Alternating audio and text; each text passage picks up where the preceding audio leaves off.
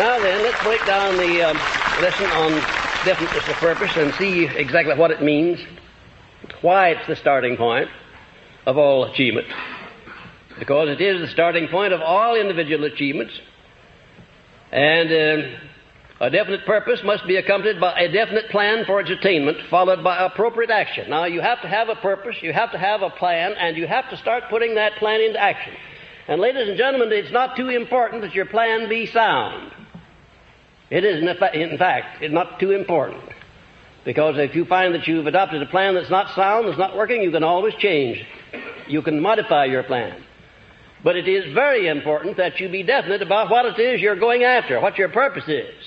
That must be very definite. There can be no ifs or ands about it, and you'll see before you get through this lesson why it's got to be definite. Now, just to understand this philosophy, to read it or to hear me talk about it, wouldn't be of very much value to you. The value will come when you begin to form your own patterns out of this philosophy and put it into work in your daily lives, in your business, in your professions, or in your jobs, or in your human relations. That's where the benefits will really come. The second premise, all individual achievements are the results of a motive or a combination of motives. I just want to impress upon you that you have no right to ask anybody to do anything at any time without what? Without giving that person an adequate motive. And incidentally, that's the warp and the woof of all salesmanship. The ability to plant in the mind of the prospective buyer an adequate motive for his buying. Learning to deal with people by planting in their minds adequate motives for their doing the things that you want them to do. Now, there are a lot of people who call themselves salesmen who have never heard of the 9 basic motives, who do not know that they have no right to ask for a sale until they have planted a motive in the mind of the buyer for his buying.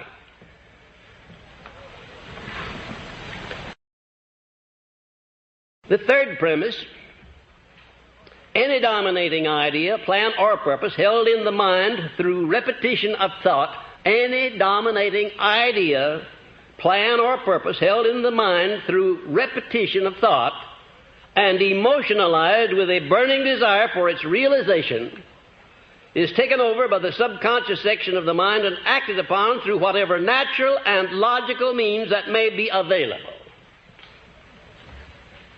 Now, in that paragraph, you've got a tremendous lesson in psychology. If you want the mind to pick up an idea and to form a habit so that the mind will automatically act upon that idea, you've got to tell the mind what you want over and over and over again. No end to it. When Mr. Coué came over here some years ago with his famous formula, day by day in every way I'm getting better and better, he cured thousands of people, but a very great number more than that he didn't cure. And I wonder if you would know why. There was no desire, there was no feeling put into that statement. You might just as well blow in the wind as to make a statement unless you put some feeling back of it. Unless you believe it. And incidentally, if you tell yourself anything often enough, you'll get to where you will believe it, even a lie. It is funny, isn't it? But it happens to be true. You know, there are people who tell little white lies, and sometimes they're not so white at that, until they get to where they believe them themselves. Now, the subconscious mind doesn't know the difference between right or wrong. It doesn't know the difference between positive or negative. It doesn't know the difference between a penny or $1 million. It doesn't know the difference between success and failure. It'll accept any statement that you keep repeating to it by thoughts or by words or by any other means. And incidentally, it's up to you in the beginning to lay out your definite purpose, write it out so that it can be understood, memorize it, and start repeating it day in and day out until your subconscious mind picks it up and automatically acts upon it. Now, this is going to take a little time. You can't expect to undo overnight what you've been doing to your subconscious mind back down through the years by allowing negative thoughts to get into it. You can't expect that to happen overnight. But you will find that if you emotionalize any plan that you send over to your subconscious mind and repeat it in a state of enthusiasm and back it up with a spirit of faith, if you do that, the subconscious mind not only acts more quickly, but it acts more definitely and more positively.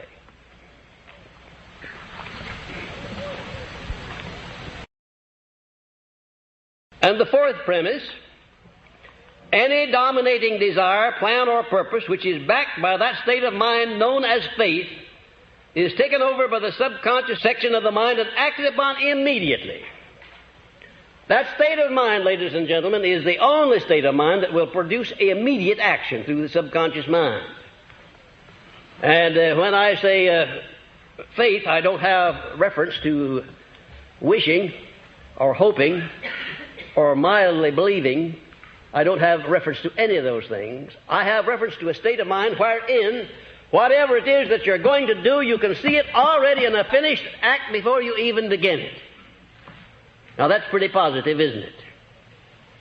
I can truthfully tell you that not ever in my whole life have I undertaken to do anything that I didn't do it unless I got careless in my desire to do it and backed away from it or changed my mind or my mental attitude. I have never failed to do anything that I made up my mind to do, and I'll tell you that you can put yourself in a frame of mind where you can do whatever you make up your mind to do unless you weaken as you go along, as so many people do. Now let's get back to this fourth premise again. Any dominating desire, plan, or purpose which is backed by that state of mind known as faith is taken over by the subconscious section of the mind and acted upon immediately. I don't know for sure, ladies and gentlemen, but I suspect that there's a relatively small number of people in the world at any one time who understand the principle of faith, repeating to it, who really understand it and know how to apply it. And even if you do understand it, if you don't back it up with action and make it a part of your habit life, you might just as well not understand it. Because faith without deeds is dead. Faith without action is dead. Faith without absolute positive belief is dead. I don't know how you're going to get any results through believing unless you put some action back of that belief. And incidentally, if you tell your mind often enough that you have faith in anything, the time will come when your subconscious mind will accept that, even if you tell your mind often enough that you have faith in yourself. Had you ever thought what a nice thing it would be if you had such complete faith in yourself that you wouldn't hesitate to undertake anything you wanted to do in life? Had you ever thought what a benefit that would be to you? Do you know how many people there are that sell themselves short all the way through life because they don't have the right amount of confidence, let alone faith? Give a guess as to the percentage. 98%. Well, it's somewhere between 98 and 100. The margin who do is so small that I wouldn't begin to guess just exactly what it is. But judging by the good many thousands of people that I've come into contact with, and you know without my telling you that my audiences and my classes are always above average, judging by those people, I would say that it's well over 98% of the people who never in our whole lives develop a sufficient amount of confidence in themselves to go out and to undertake and to do the things they want to do in life. They accept from life whatever life hands them. Isn't it a strange thing how nature works? She gives you a set of tools. Everything that you need to attain all that you can use or aspire to have in this world. She gives you a set of tools adequate for your every need. And she rewards you bountifully for accepting and using those tools. That's all you have to do, just accept them and use them. She penalizes you beyond compare if you don't accept them and use them. Nature hates vacuums and idleness. She wants everything to be in action. And especially does she want the human mind to be in action. The mind is not different from any other part of the body. If you don't use it, if you don't rely upon it, it atrophies and withers away and finally gets to where anybody can push you around. Anybody. And oftentimes you don't have the willpower to even resist or protest when people push you around. The fifth premise. The power of thought is the only thing over which any human being has complete, unquestionable means of control, a fact so astounding that it connotes a close relationship between the mind of man and infinite intelligence. Now, there are only 5 known things in the whole universe, ladies and gentlemen, just 5, and out of those 5 is shaped everything that's in existence, from the smallest electrons and protons of matter on up to the largest suns that float out there in the heavens, including you and me. Just 5 things. There's time and there's space. There's energy and there's matter. And those 4 things would be no good without the 5th thing. They'd be nothing. Everything would be chaos. You and I never could have existed without that 5th thing. What do you think it is? A universal intelligence. And it reflects itself in every blade of grass, everything that grows out of the ground, in all of the electrons and protons of matter. It reflects itself in space and in time, in everything that is. There is intelligence. Intelligence operating all the time.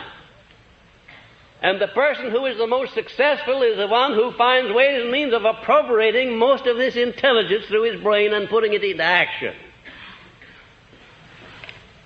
This intelligence permeates the whole universe. Space, time, matter, energy, everything else. And every individual has the privilege of appropriating to his own use as much of this intelligence as he chooses.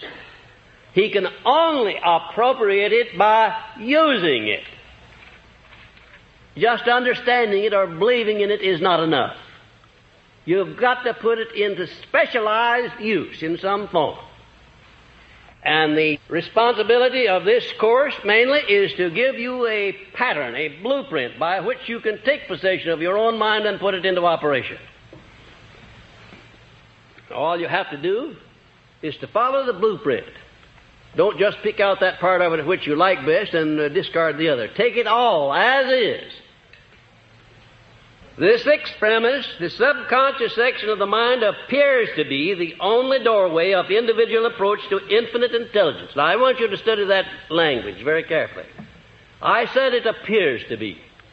I don't know if it is, and I doubt if you do, and I doubt if anyone knows definitely. A lot of people have a lot of different ideas about it, but from the best intelligence that I have been able to use, best observations that I have been able to make through thousands of experiments, it is true that the subconscious section of the mind is the only doorway of individual approach to infinite intelligence, and it is capable of influence by the individual through the means described in this and subsequent lessons. The basis of approach is faith based upon definiteness of purpose. Now, there is one sentence that gives you the whole key to that paragraph. Faith based upon definiteness of purpose. Do you have any idea why it is that you don't have as much confidence in yourself as you should have? Had you ever stopped to think about that? Did you ever stop to think about why it is that when you see an opportunity coming along or what you believe to be an opportunity, you begin to question your ability to embrace it and use it? Haven't you had that happen to you many times? Doesn't it happen every day?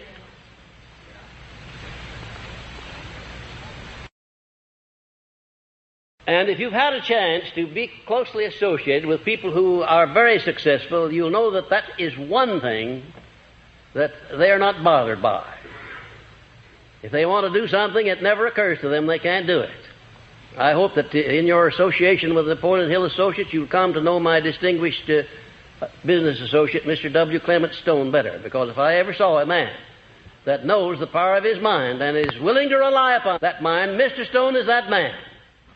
I don't think Mr. Stone has any worries. I don't believe he would tolerate a worry. I think it would be an insult to his intelligence if he recognized that anything was worrying him.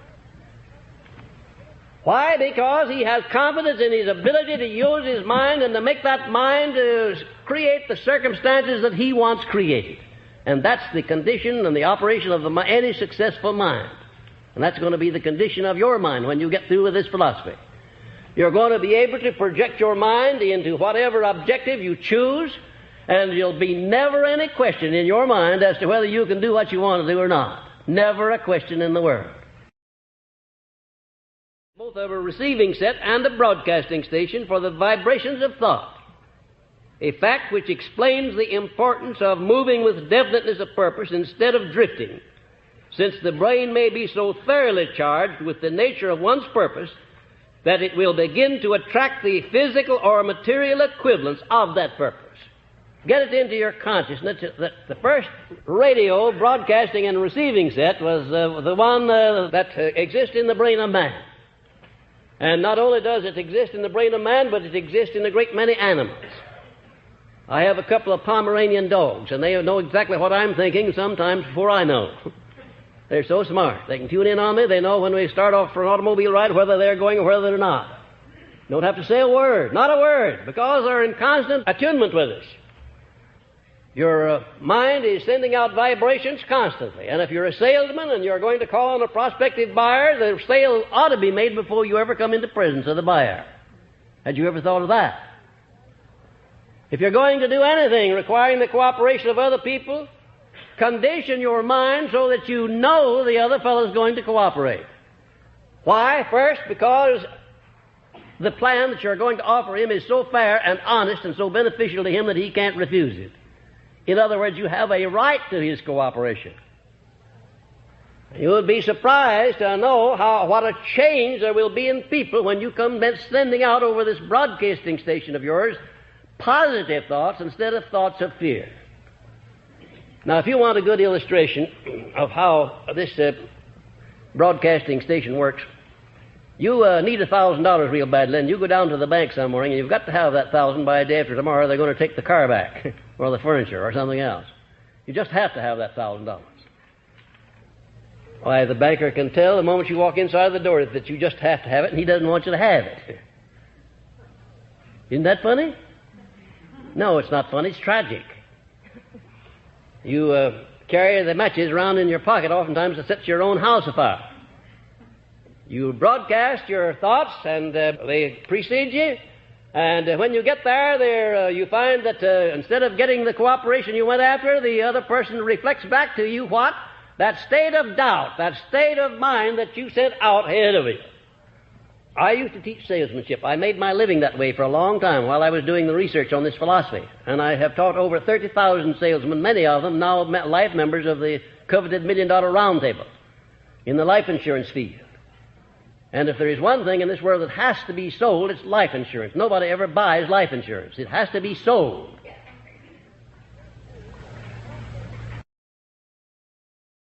And the first thing that I taught those people under my direction was that they must make the sale to themselves before they try to make it to the other fellow. And if they don't do that, they're not going to make a sale. Somebody might buy something from them, but they'll never make a sale unless they first make it to themselves. Every brain a broadcasting station and a receiving set. And you can attune that brain so that it'll attract only the positive vibrations released by other people. Now, that's the point I'm coming to and that I wanted you to get. By habit, you can train your own mind to pick up out of that myriad of vibrations that are floating out there constantly. Train your mind to pick up only the things that are related to what you want most in life. And how do you do that? Why, you do that by keeping your mind on what you want most in life, your definite major purpose. So, by repetition, by thought, by action, until finally the brain will not pick up anything not related to that definiteness of purpose. Now, is that a marvelous thought? You can educate your brain so that it will absolutely refuse to pick up any vibrations except those related to what you want. And ladies and gentlemen, when you get your brain under control like that, you will be on the path, really and truly on the beam. Now let's see what are some of the benefits of definiteness of purpose. And first of all, definiteness of purpose automatically develops self-reliance, personal initiative, imagination, enthusiasm, self-discipline, and concentration of effort. All of these being prerequisites for success of vital importance. Now, that's quite an array of things that you really developed. You develop through definiteness of purpose. That is to say, knowing what you want, having a plan for getting it, having your mind occupied mostly with the carrying out of that plan. And if you happen to adopt a plan, and unless you're an unusual person, you're almost sure to adopt some plans that are not going to work so well. When you find out that your plan is not right, immediately discard it and get another one. And keep on until you find one that will work. And in the process of doing this, just remember one thing, that maybe somewhere along the line that infinite intelligence, being gifted with a great deal of wisdom, might have a plan for you better than the one you had yourself. Have an open mind. If you adopt a plan to carry out your major purpose or a minor purpose and it doesn't work well, dismiss that plan and ask for guidance from infinite intelligence. And you may get that guidance, and what can you do to be sure that you will get it? Why, you can believe that you'll get it. You can believe that you'll get it, and it's not going to hurt if you say out loud orally that you believe it. I suspect that the Creator knows your thoughts, but I found that if you express yourself with a lot of enthusiasm, it doesn't hurt any. And I'm sure that it doesn't hurt in arousing your subconscious mind. When I wrote Think and Grow Rich, the original title of it was The 13 Steps to Riches. And both the publisher and I knew that that was not a box office title. We had to have $1 million title. Well, they went ahead and set the book up in type, and the publisher kept prodding me every day to give him the title that I wanted, and I wrote 500 or 600 titles. There weren't any of them any good. Not any of them. And then one day he scared the dickens out of me. He called me up and said, well, he said, tomorrow morning I've got to have that title. And he said, if you don't have one, I have one that's a humdinger. I said, what is it? He said, we're going to call it Use Your Noodle and Get the Boodle. I said, my goodness, you'll ruin me. Why, he said, this is a dignified book. And that's a flippant title. Why, that will ruin the book and me too. Well, he said, whether it will or not, that's the title, unless you give me a better one by tomorrow morning. Now, I want you to follow this incident because it's potent with food for thought, what I'm now telling you. I went in that night and sat down on my bed as I was going to, on the side of the bed, and I had a talk with my subconscious mind. And I said, now look here, old sub.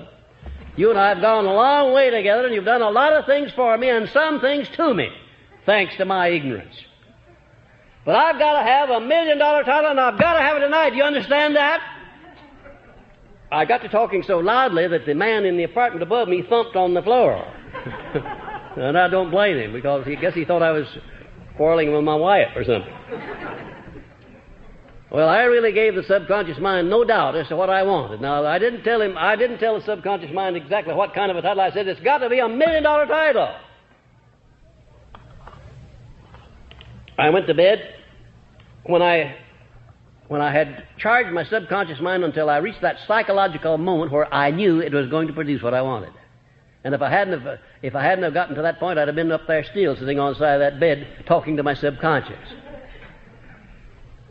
There is a psychological moment, and you can feel it when the power of faith takes over whatever you're trying to do and says, all right, now you can relax. This is it. I went to bed, and about 2 o'clock in the morning, I woke up as if somebody had shaken me real hard, and as I came out of my sleep, Think and Grow Rich was in my mind. Oh, boy, I let out an Indian hoop. I jumped to my typewriter and wrote it down, and I grabbed the telephone, and I called the publisher. He said, what's the matter? Is town on fire now? It was about 2:30 in the morning by this time. I said, yes, you bet it is, with $1 million title. He said, let's have her. I said, Think and Grow Rich. He said, boy, you've got it. Yes, I'll say we've got it. That book has grossed outside of the United States over $23 million already, and probably will gross over $100 million before I pass on. And there's no end to it. $1 million, a multi-million dollar title. Well, after the thrashing that I gave my subconscious, I'm not surprised that it really came over and did a good job.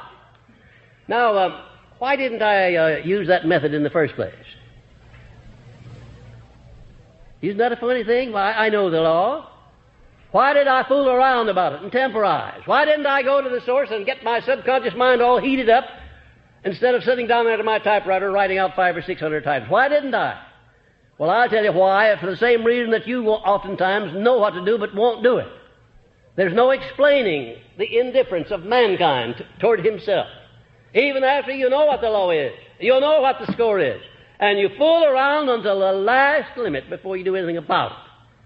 Just like in prayer. Fool around about prayer until the time of need comes, and then you're scared to death, and of course you don't get any results from prayer. If you want to have results from prayer, you condition your mind so that your life is a prayer, day in and day out, every minute of your life. A constant prayer. Because it's based upon belief. Belief in your dignity and your right to tune in on infinite intelligence and to have the things that you need in this world. And so it is with this human mind. You've got to condition the mind as you go along from day to day so that when any emergency arises, you'll be right there ready to deal with it. Also, the definiteness of purpose induces one to budget one's time and to plan day-to-day endeavors which lead to the attainment of one's major purpose. If you would sit down and put an hour-by-hour account of the actual work that you put in each day for 1 week, and then an hour-by-hour account of the time that you waste that you could devote to anything you want to if you wanted to, badly enough, you're going to get one of the shocks of your life. We're not efficient.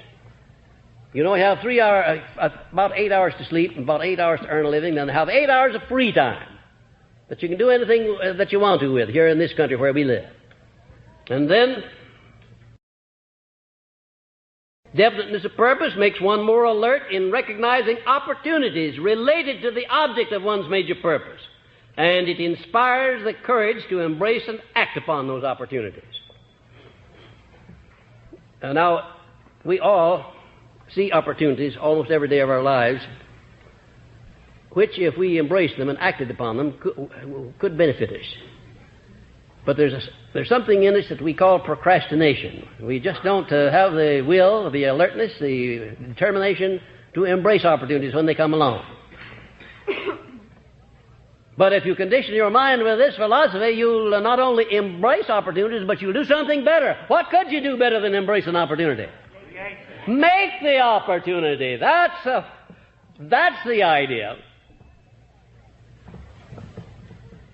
One of Napoleon's generals, the other Napoleon, came to him one day, and they were fixing to attack the next morning. And this general says, "Sir, the circumstances are not just right for the attack tomorrow." And Napoleon says, "Circumstances not right? Hell, I make circumstances. Attack." And I have never seen a successful man yet in any business that didn't say, when somebody says it can't be done, he said, "Attack! Attack! Start where you are." And when you get around to that curve in the road, although you can't see by it until you get there, you'll always find that the road goes on around. Attack! Don't procrastinate. Don't stand still. Attack! And definiteness of purpose inspires confidence in one's integrity and character, and it attracts the favorable attention of other people. Have you ever thought about that? I think the whole world loves to see a person walking with his chest sticking out, walking with an atmosphere that tells the whole doggone world that he knows what he's doing and he's right on the way doing it. Why, do you know people will get out of the way on the sidewalk and let you go by if you are determined to get by. And you don't have to whistle at them either, or holler at them, or anything of that kind. You just have to send your thoughts ahead with determination that you're going through that crowd. And believe me, they stand aside and let you go through. And the world's like that. The man who knows where he is going and is determined to get there will always find willing helpers to cooperate with him. Now, there's another very important thing. The greatest of all its benefits, that is, definiteness of purpose, it opens the way for the full exercise of that state of mind known as faith, by making the mind positive and freeing the mind from the limitations of fear and doubt and discouragement and indecision and procrastination. The very minute that you decide upon something, you know that's what you want, you know you're going to do it, all of these negatives that have been bothering you, they pick up their baggage and get out. They just move out. They can't live in a positive mind. Can you imagine a negative frame of mind and a positive frame of mind occupying the same space at the same time? Could you imagine that? No, you can't, because it can't be done. And did you know that the slightest bit of a negative mental attitude is sufficient to destroy the power of prayer? Did you know that the slightest bit of a negative mental attitude is sufficient to destroy your plan, whatever it is you're doing, carrying out your definiteness of purpose? You have to move with courage, with faith, with determination in connection with carrying out your definiteness of purpose. And next, definiteness of purpose makes one success conscious. You know what I mean by success conscious? If I said it makes one also health conscious, would you know what I meant by that? What do I mean?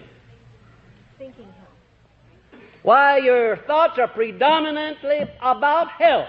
And with reference to success consciousness, your thoughts are predominantly about success. The can-do part of life and not the no-can-do. Did you know that 98% of the people who never get anywhere in life, that we were talking about a while ago, are no-can-do people? Any circumstance that you place before them, or that is placed before them, or that overtakes them, immediately they fasten their attention upon the no-can-do part, the negative part. I'll never forget, as long as I live, what happened to me when Mr. Carnegie surprised me and gave me a chance to organize this philosophy. I tried every way in the world to give him all the reasons I could think of, and had about six reasons why I couldn't do it. I didn't have sufficient education. I didn't have the money. I didn't have the influence. I didn't know what the word philosophy meant.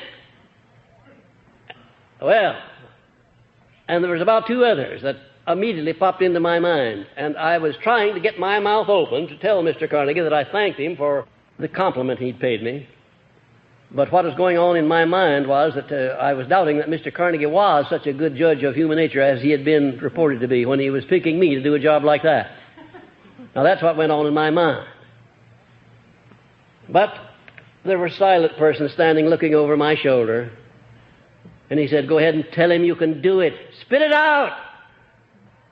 And I said, "Yes, Mr. Carnegie, I'll accept the commission, and you can depend upon it, sir, that I will complete it." He reached over and grabbed me by the hand. He said, "I not only like what you said, but I like the way you said it." That's what I was waiting for. He saw that my mind was on fire with belief that I could do it, even though I hadn't the slightest asset to give me a beginning other than my determination that I would get the assets necessary to create this philosophy. And if I had wavered in the slightest, if I had said to Mr. Carnegie, "Well, yes, Mr. Carnegie, I'll do my best," I'm sure, I never asked him about this, but I am sure that he would have taken the opportunity away from me instantly, because it would have indicated that I wasn't too determined to do it. "Yes, Mr. Carnegie, you can depend upon me, sir, to complete it. And you're living witnesses here, although Mr. Carnegie has long since been gone, you're living witnesses that Mr. Carnegie didn't pick wrongly."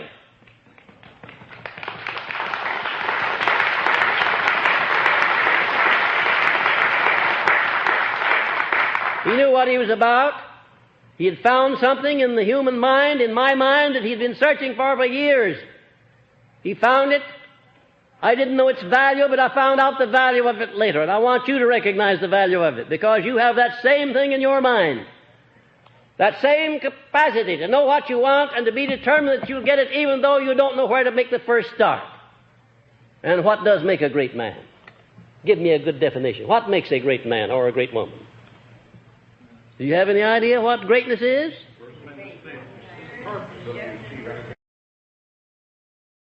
Greatness is the ability to recognize the power of your own mind, to embrace it and use it.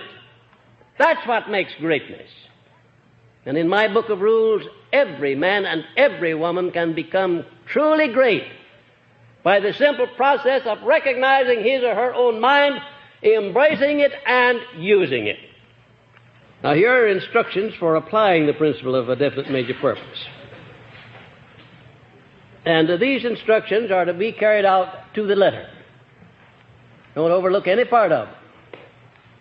First, write out a clear statement of your major purpose, sign it, commit it to memory, and repeat it orally at least once a day in the form of a prayer or an affirmation if you choose.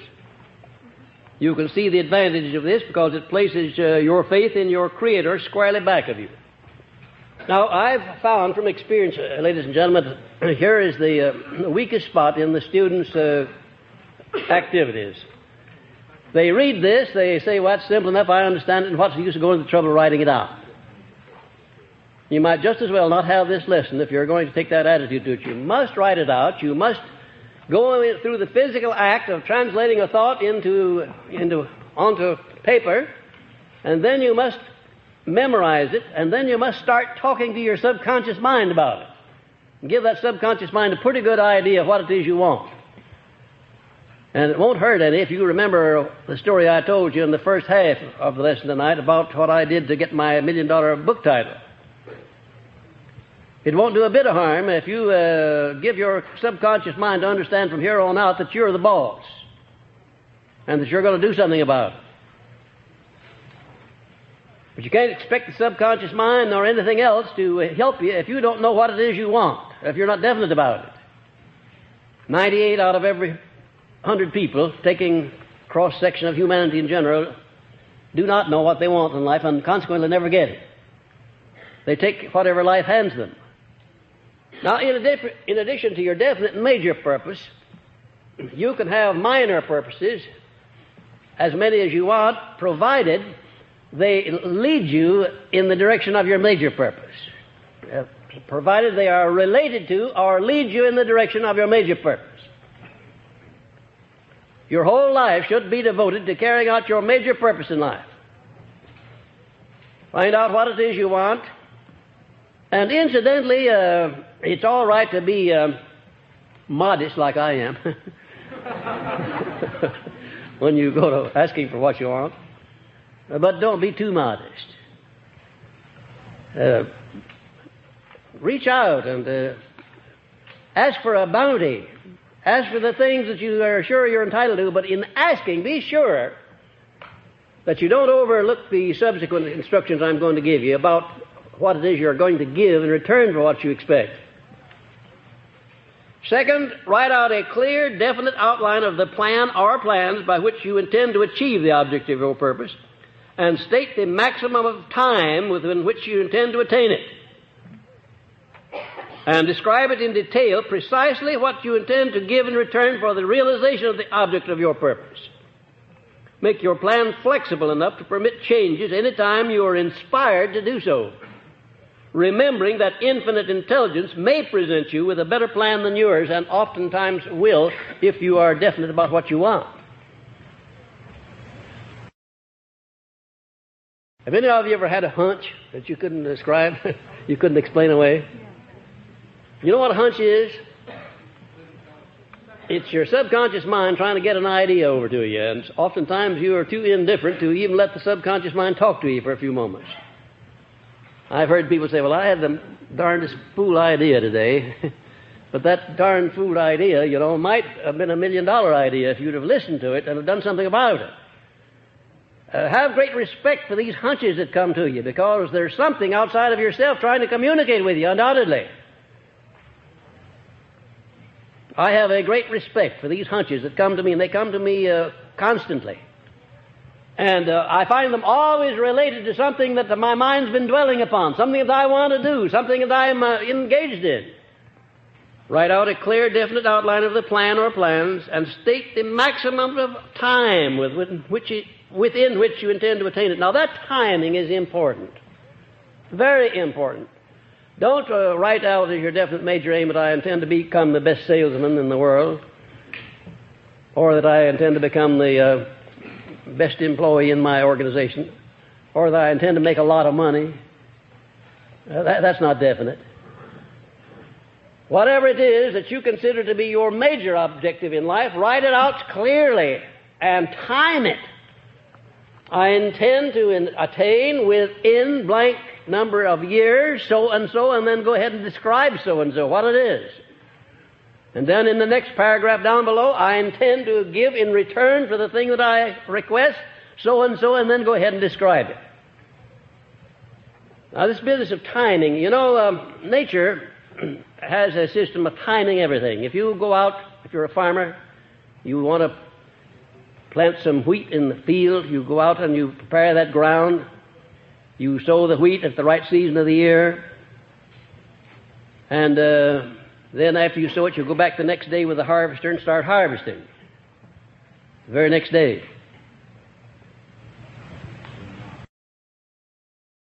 Well, isn't anybody going to catch me up on that one? What do you wait for? For nature to do her part. Infinite intelligence or God or whatever you want, it's all, no matter what you call it, we're talking about the same thing, but there is an intelligence that does its part if you do your part first. Intelligence is not going to direct you to nor attract to you the object of your major purpose unless you know what it is and unless you properly time it.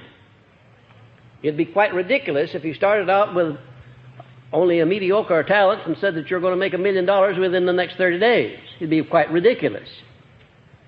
In other words, make your major purpose within reason of what you know you are able to deserve.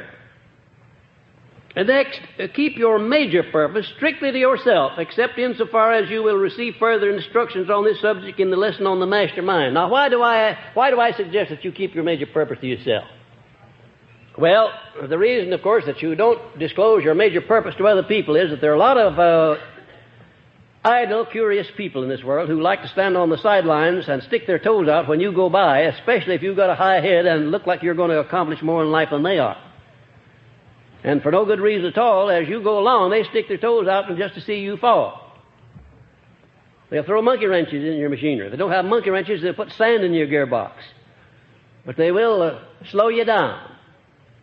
Why? Because of the envy of mankind. Now, the only way to speak about your definite major purpose is in action after the fact and not before the fact, after you've achieved it. Let it speak for itself. Let it speak for itself. The only way anybody can afford to boast or brag about himself is not by words, but by deeds. And then if the deeds are engaged in, you don't need any words. They speak for themselves. Now, about making your plan flexible, don't become determined that the plan you worked out is perfect just because you worked it out. You'll make a mistake if you do that. Leave your plan flexible. Give it a good trial, and if it's not working properly, change it. Next, call your major purpose into your consciousness as often as may be practical. Eat with it. Sleep with it. And take it with you wherever you go, keeping in mind the fact that your subconscious mind can thus be influenced to work for its attainment while you sleep. Your conscious mind is a very jealous mind. It stands guard and doesn't want anything to get by except the things that you are afraid of and the things that you're very enthusiastic about. And especially the things that you are afraid of. It does let those get by sometimes too. But generally speaking, if you want to plant an idea in your subconscious mind, you have to do it with a tremendous amount of faith, tremendous amount of enthusiasm. You've got to rush the conscious mind so that it steps aside and lets you go through to the subconscious because of your enthusiasm and your faith. And then repetition is a marvelous thing too. The conscious mind finally gets tired of hearing you say a thing over and over and over. It says, all right, if you're bound to repeat that, I can't stand here and watch you forever. Go on in there and take it into sub and see what he'll do with it. That's the way it works. This conscious mind is a very contrary thing. And you know, it learns all of the things that won't work. Did you know that? It has a tremendous stock of things that won't work and things that are not right. And it has a tremendous stock of old pieces of string, horseshoes, nails, like some misers gather up. A whole stock of those things lying around. Useless trash that it's gathered. Impedimenta that you don't need. And that's the kind of stuff it's feeding to your subconscious mind. Every night, just before you go to bed, you should give your subconscious mind some sort of an order for the night, what it is you want done.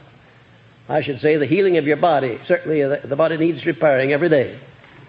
When you lay the carcass down for sleep, turn it over to infinite intelligence and request your subconscious mind to go to work and heal every cell in your body, every organ, and to give you tomorrow morning a perfectly conditioned body in which the mind may function.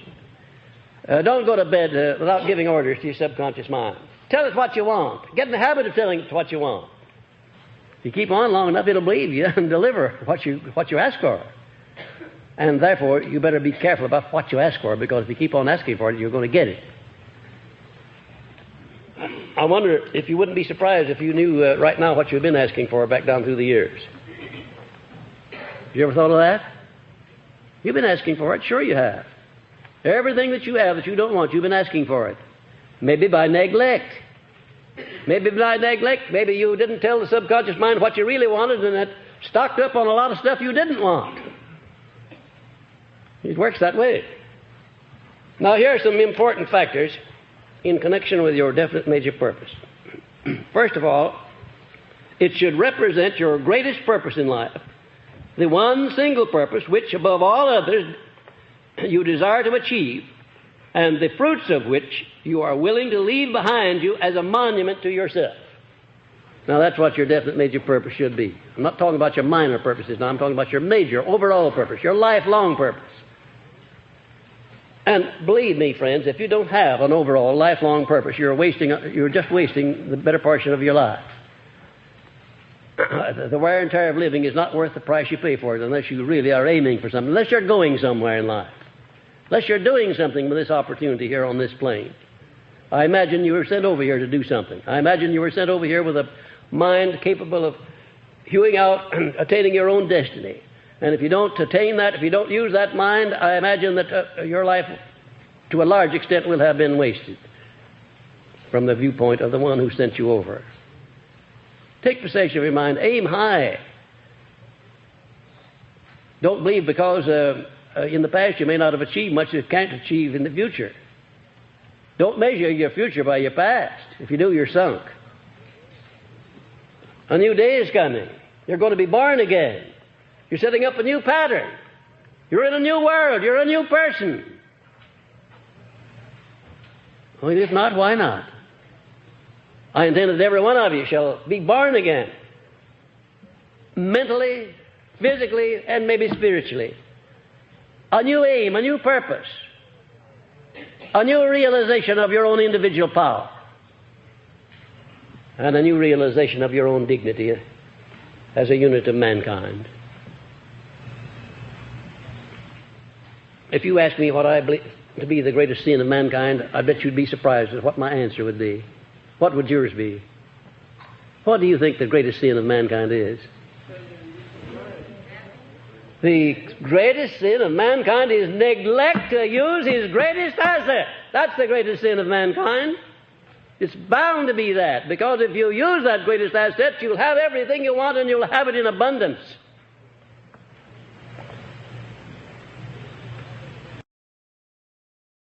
You notice I didn't say you'll have everything within reason. I said you'd have everything you want and have it in abundance. I didn't put any qualifying words in there. You're the only one that can put qualifying words in there as to what you want. You're the only one that can set up limitations for yourself. Nobody else can do it for you, unless you let them. Your major purpose, or some portion of it, should remain a few jumps ahead of you at all times as something to which you may look forward with hope and anticipation. Now, if you ever catch up with your major purpose and attain it, then what? What are you going to do there? Get another one, of course you. And you will have learned, by having attained your first one, that you can attain a major purpose, and the chances are when you select your next one, you'll make it a bigger objective than you did your first one. If your objective is to acquire material riches, why don't aim too high for the first year. Work out a 12-month plan within reason, and watch how easily you can attain it, and then next year double it. Then next year double that. One's major purpose should keep a few jumps ahead of him. What's the purpose of that? Why not lay out a definite purpose that you can catch up with, just tomorrow, say? Well, now, obviously, if you do that, your definite major purpose is not going to be very extensive, is it? And you're not going to have the fun of pursuit. You know, the fun of pursuit is a great thing. If you found success, or if you found your objective, then there's no fun in it, but you have to turn around and start after something else. Life is less interesting when one has no definite purpose to be attained other than that of merely living. The hope of future achievement in connection with a major purpose is among the greatest of man's pleasures. Sorry is the man indeed who's caught up with himself and no longer has anything to do. I've found a lot of them. They're all miserable. No, you've got to keep active. Keep doing something. Keep working. Keep an objective ahead of you. One's major purpose may, and it generally does, consist of that which can be attained only by a series of day-to-day and month-to-month and year-to-year steps. Because it is something which should be so designed as to consume an entire lifetime of endeavor. It should harmonize with one's occupation, business, or profession, for each day's work should enable one to come one day nearer to the attainment of his major purpose in life. I feel sorry, indeed I feel sorry for the individual who is just working day in and day out in order to have something to eat and some clothes to wear and a place to sleep. I feel sorry for that kind of a person that has no aim beyond just enough to exist on.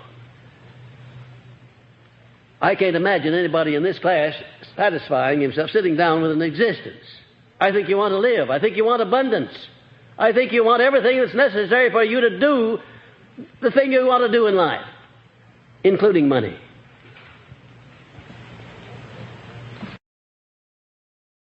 One's major purpose may, and it generally does, consist of that which can be attained only by a series of day-to-day or month-to-month steps. Now, remember that when you start in pursuit of your definite major purpose. One's major purpose may consist of many different combinations of lesser aims, such as the nature of one's occupation, which should be something of his own choice. When you come to write out your definite major purpose, you write it out like planks in a platform. Number one, so-and-so. Number two, so-and-so. And somewhere along there, right near the head, be sure that you include in your definite major purpose perfect harmony between yourself and your mate. You think that's important? Do you know of anything more important than that? Do you know of anything, any human relationship more important than that of a man and his wife? No, of course you don't. I'll answer that one for you. Nobody does. And have you ever heard of a relationship of man and wife where there was not harmony? Have you ever seen a thing like that? You have, huh? Yes, I'll answer that for you too. I know you have. Not pleasant, is it? Not pleasant to even be around people who are not in step with one another. Well, you can be harmonious. And there is where you ought to start applying your mastermind relationship first. Your wife or your husband should be your first mastermind ally. Maybe you'll have to go back and court him or her over again, but all right, that's nice too. I don't know of anything I ever did in my life that I enjoyed as much as courting. It's a wonderful experience. Go back and court the gal over again. Or the man. It's a wonderful experience. Or if you're not on the right kind of terms with your business associate or your fellow worker or the people you work with every day, go back and rededicate yourself to the business of striking out on a new basis. You'll be surprised at what a little confession on your part will do. Wonderful thing. The confession is really a marvelous thing. Most people claim they have too much pride to confess their weaknesses. I'll tell you, it's a good thing to get some of your weaknesses out of your system by confession. Acknowledge that maybe you're not perfect, or well nigh perfect, but not entirely perfect. Maybe the other fellow say, well, come to think about it, neither am I. And then you're off to the races. Rededicate yourself to a better relationship with the people that you come into contact every day, whoever they may be. What a wonderful thing it is. You can do that. You can handle it. You can handle it. I know you can. You know, most of these inharmonies in human relations are due to the neglect of people. You just neglect to build up your human relations. You could do it if you wanted to do it.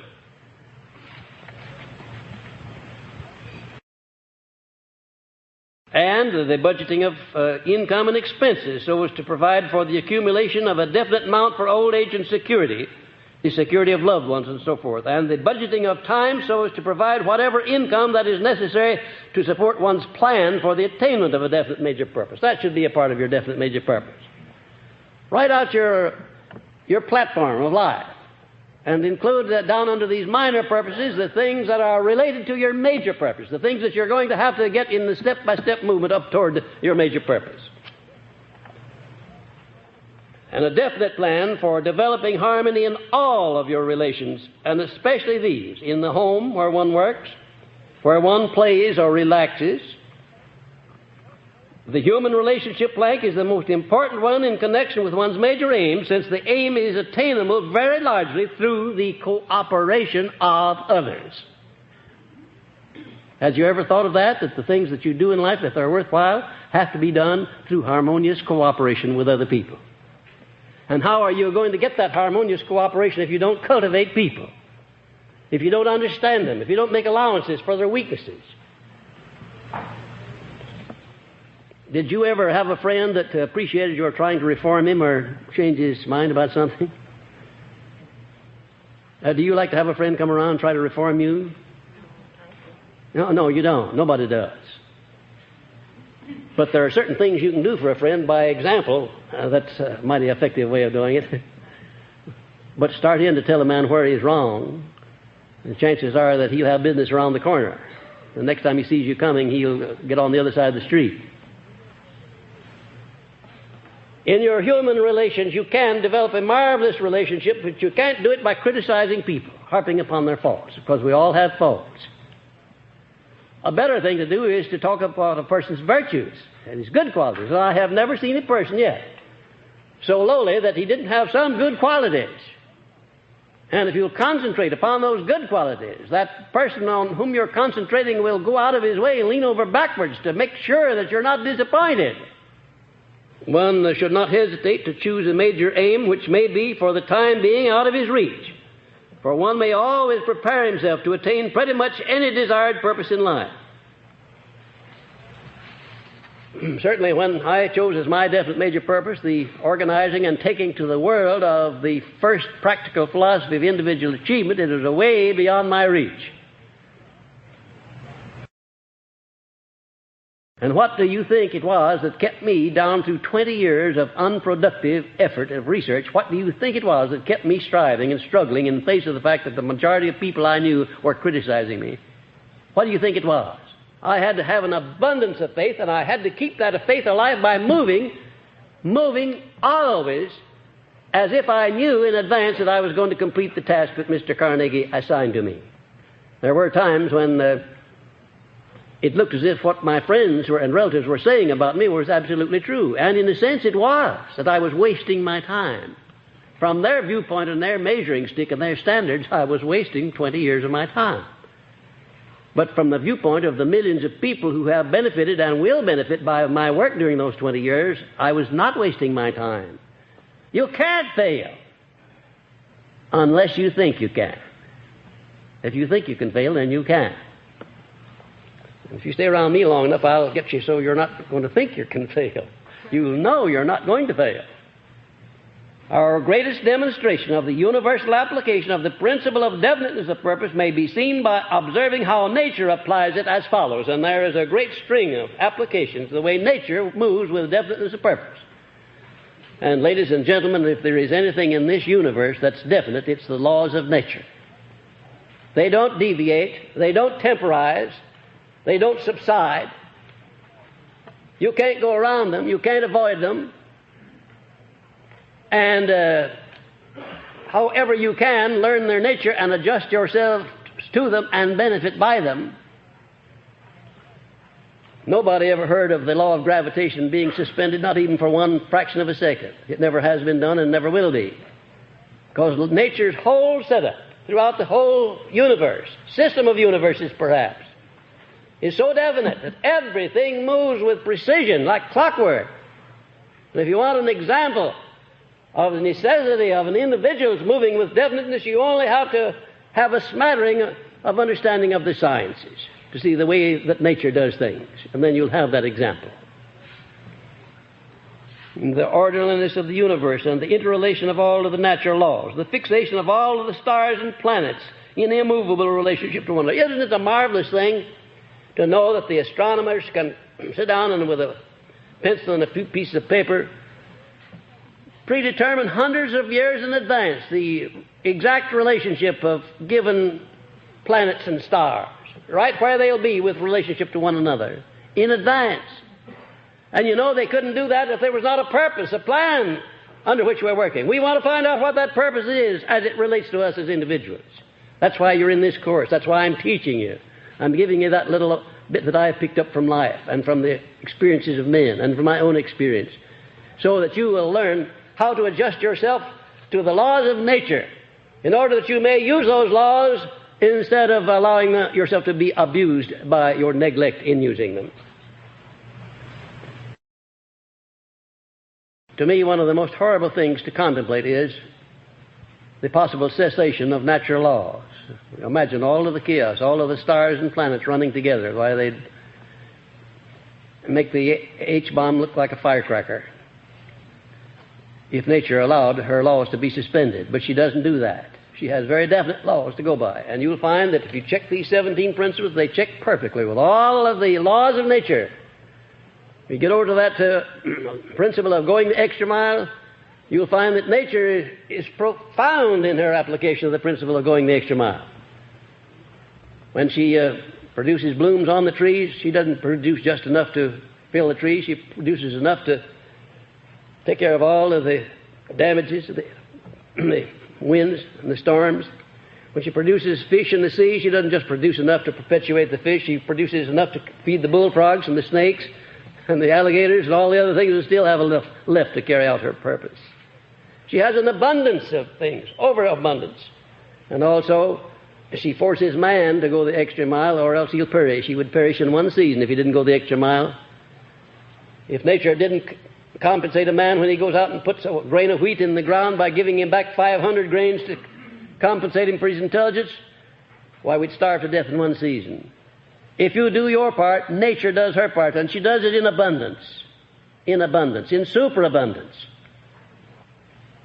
And one of the strange things about nature is that if you keep your mind focused on the positive side of life, it becomes greater than the negative side. Always does that. If you keep your mind on the positive side, it becomes greater than all of the negatives that may try to penetrate your mind and influence your life. Look around and you'll find examples, living examples all around you of people that you want to emulate and people you do not want to emulate. People that are failing, and you'll be able to tell why they're failing. I dare say that from this time on, you'll be able to use this philosophy as a measuring stick, and wherever you find a success or a failure, you'll be able to lay your finger right on the cause of it, right on it, and that includes you too.